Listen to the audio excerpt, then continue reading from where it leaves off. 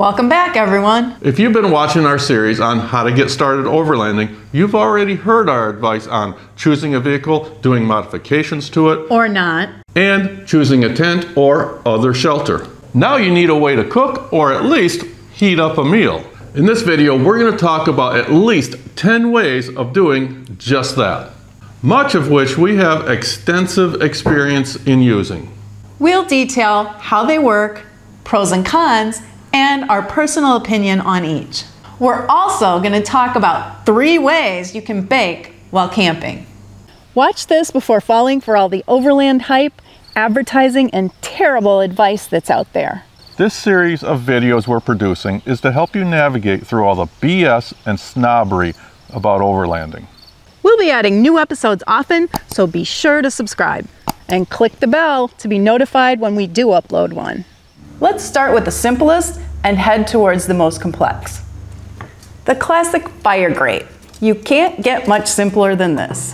Yeah, the grate itself is extremely basic. It folds up, the legs fold up like that, nice and flat, compact. And these are crazy inexpensive too.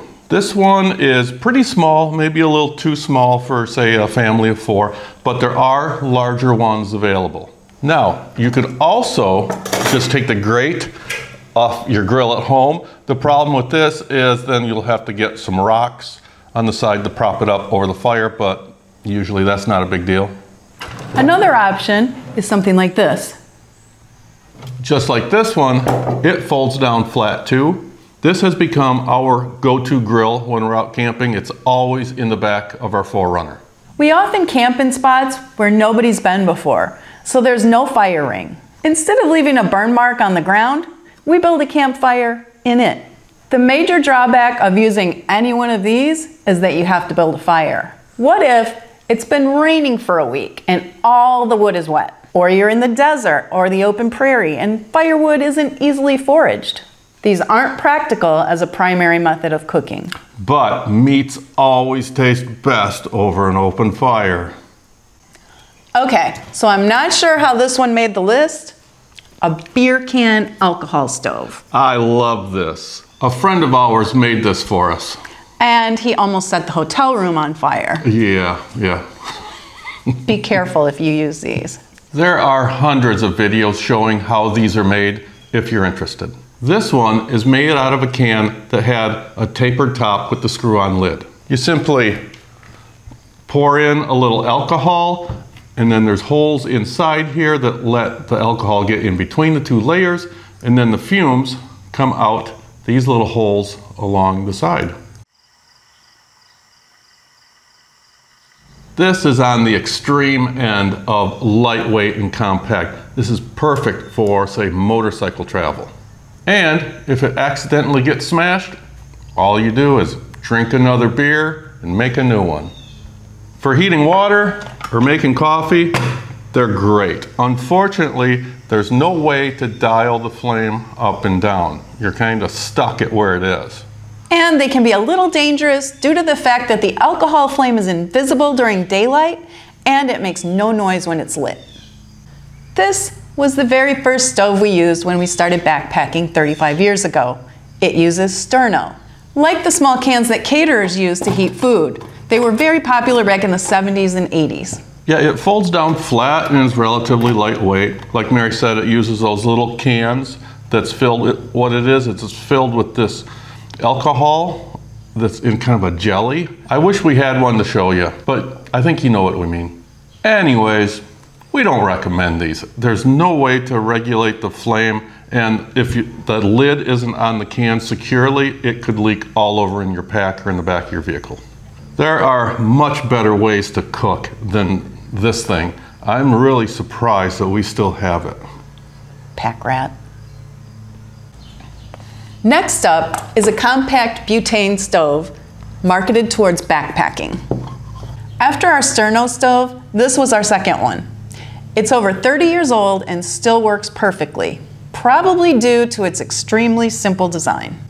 Yeah, the only thing you really need to do is clean out this jet once in a while, and they give you a little tool to do that.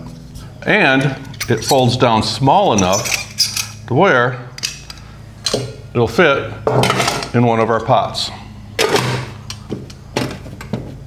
It's hot enough to boil water in no time, and it'll throttle down to just a very slow simmer.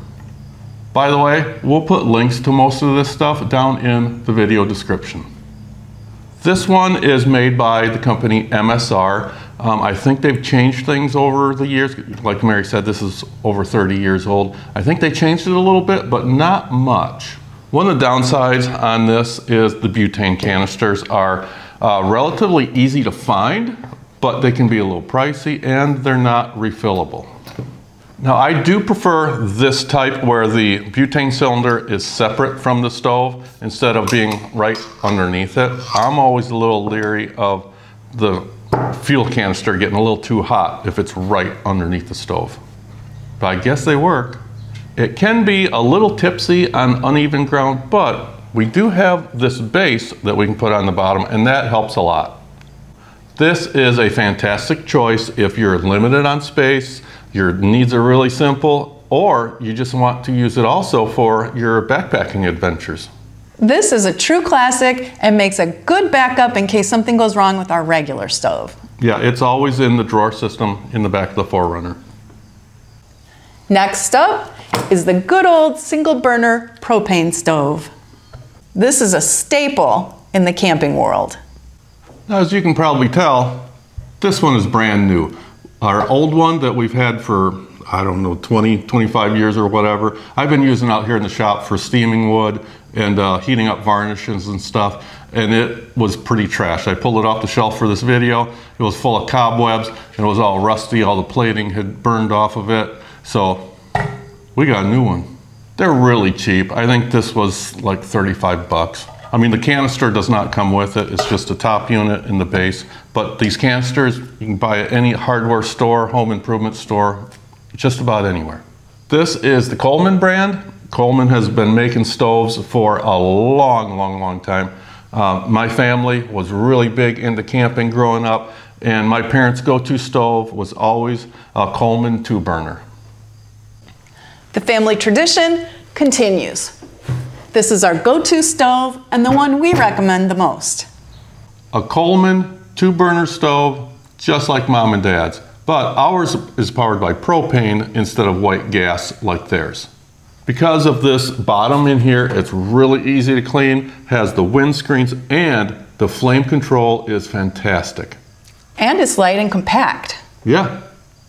Over the years, we've had some really cheap off-brand versions of this, but none of them had good flame control. And the plating sucked, so most of the parts got rusty right away. This one is moderately priced and works perfect for us. You'll also find stoves out there that are built much heavier than this and are a lot more expensive. Personally, we don't think they are worth that extra cost. Next up is something that's been getting a lot of attention lately with Overland YouTubers. The Induction Cooktop. We bought this just to see what all the hype was all about and to see if it would actually work for us. Now, I don't know exactly how it works, but it has something to do with a magnetic field. There's magnets in here that react to the bottom of the iron or steel pan or whatever. The good is this has infinite heat control on it. And since there's no flame, if it accidentally gets tipped over, it's not going to start the place on fire. The bad, that pots and pans that are all stainless steel are not magnetic. So they will not work on here. The worst though, and is a deal breaker for us, is the high power consumption. It draws 15 amps on its highest setting, and that is 110 volt. There is no 12 volt option that we're aware of. For most of us who don't have an unlimited amount of electrical power in our rigs, it's just too impractical. The only place I think this would come in handy is when we're spending the night at a motel, a cabin, or even a dorm room. How about a Scotle? A Scotle is a cheap wok with one of these stoves bolted to the underside and is held up off the ground by 3 flimsy legs. And will empty about $300 out of your wallet. And that is all I have to say about a Scotle. Don't knock it till you try it. Okay, our conclusion on stoves, and then we'll show you 3 options for baking. Grates over an open fire. Fantastic traditional ways of cooking and makes meats taste awesome. But making a fire can be unpredictable. Bring a little one like this along just in case conditions are favorable. Sterno stove. Complete junk, throw it away. You hit the camera. Beer can stove. Fun to make and use, but it is just a novelty, so it shouldn't be relied on. And never use it in a hotel room. Yeah. Compact backpacking style stove. Perfect if you want a stove for both car camping and backpacking. Or if you're cramped for space. Single burner propane stove. A great starter stove, but a single burner may limit your culinary aspirations. Oh, you fancy. Big words.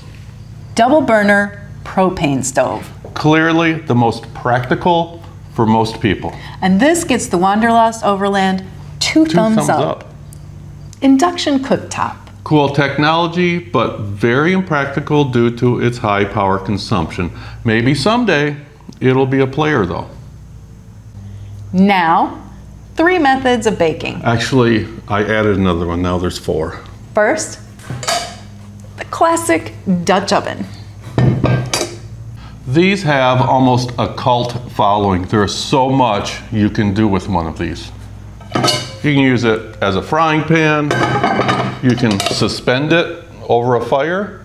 When using it as an oven, you put coals underneath and on the lid. The heat is distributed evenly throughout if you do it right. They really do a wonderful job of baking once you get some experience with playing around with how many coals to put on the top and underneath. But they're big and heavy to pack and require a wood or charcoal fire. We used to use this a lot when camping, but not so much anymore for those reasons Mark mentioned. Here's one we used to use all the time when we were into wilderness canoe camping, the Outback Oven. Extremely lightweight, and the non-stick pan can also be used as a frying pan. This is how it works.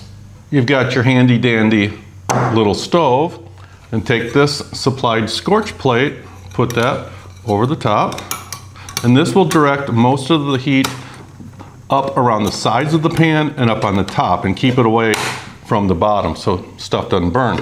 Then take your pan, put it on there, put it in your stuff. This is the lid, little thermometer bolted onto the top. That goes on there. And then this thing here that folds down really small like this. This is fireproof, obviously.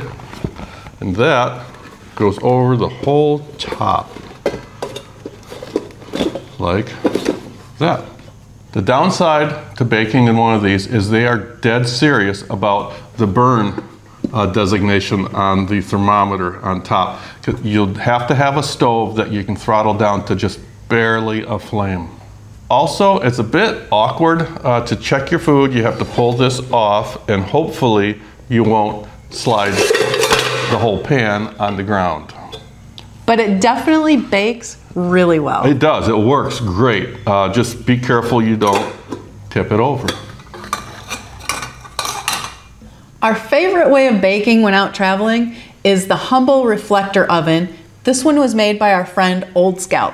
Yes, it does require building a fire, but unlike the Dutch oven, which uses a fair amount of hot coals, all this needs is a flame about 12 inches high. The radiant heat from those flames is what bakes the food. Now you do have to turn the pan occasionally because it doesn't heat as evenly as the other ovens that we showed you. But it packs down so thin and light, it's always along for the ride. Always in the forerunner. The fourth that Mark came up with is the Crock Pot. Technically not really baking. These are really popular with truck drivers. And we use it quite a bit when we know we're going to get into camp really late, after dark usually. So we'll just set this in the back of the 4Runner while we're driving, put some baked beans in there or some Italian beef, and it's done by the time we get to camp. About the only downside of this is you do smell it in the vehicle while you're driving. So you get a little hungry, especially with the baked beans. Or if it accidentally spills. Yeah, there's no good seal. There's no rubber seal on here, and this bungee just barely keeps it on there. What we do is we put a pan underneath it and then a heavier bungee, bungeeing it down to the top of our drawer system so it won't slide around, and this will catch any drips. If you found this video helpful, hit that like button. And we hope you'll consider subscribing to our channel. Thanks for watching.